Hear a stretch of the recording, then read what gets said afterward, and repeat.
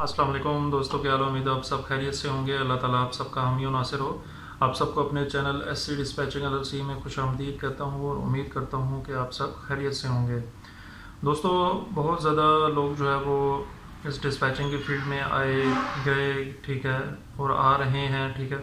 लेकिन सबसे बड़ा इशू ये है कि लोग आते हैं, काम करते हैं, 10-15 दिन काम किया, 20 दिन काम किया, कोल्ड कॉलिंग की, रिस्पांस नहीं आ रहे जी। रीज़न क्या है? रीज़न इज़ दिस कि प्रॉपर नॉलेज नहीं है, ठीक है। नॉलेज है नहीं, आके जंप इन किया, बस 2-4 दिन चीज़ें सीखी, गायब हो गए, ठीक है। मैंने जब इस फील्ड को शुरू किया था, मैंने इस बिज़नेस को जब शुरू किया, मुझे राउंड अबाउट तकरीबन 3.5 महीने लगे थे इस बिज़नेस को समझने में, सीखने में। अब 3.5 महीने मतलब 100 दिन से ऊपर मुझे लगा इस बिज़नेस को समझने के लिए, सीखने के लिए। और आप लोग समझते हैं कि 1-2 दिन में आए और 10-15 दिनों में आए और इस बिज़नेस को जो है वो जान लेंगे, ये हो नहीं सकता है, ठीक है।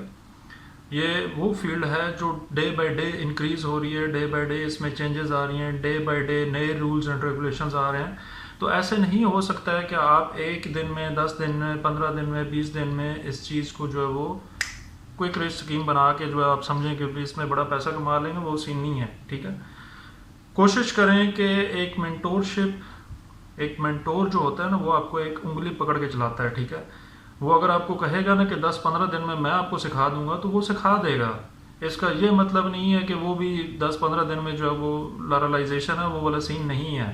तो 10-15 दिन में मैं गारंटी देता हूँ कि अगर जो मुझसे मेरे साथ चलता है, मेरी मेंटोरशिप के अंडर रहता है, मैं उसको 10-15 दिन में इस बिज़नेस का हाउ नो सिखा दूंगा।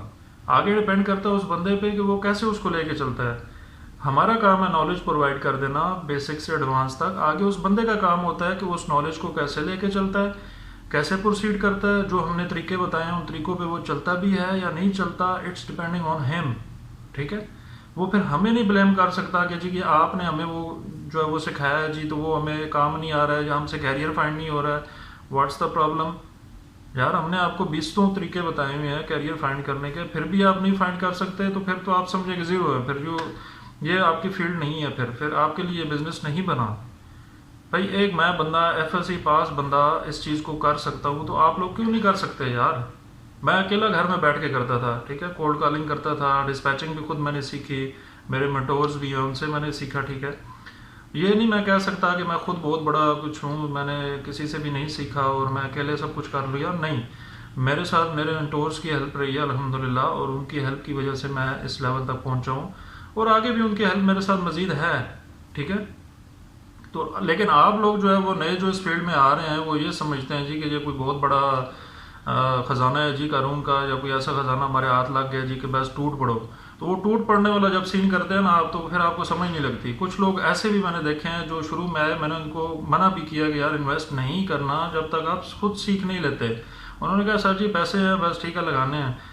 लगाए पैसे, 2 महीना वेस्ट किया, 8-9-10 लाख का नुकसान किया, अब गायब हो गए, ठीक है। और 2 महीने बाद उनका मैसेज मुझे आता है जी कि सर जी बस छोड़ दिए जी फील्ड हमने।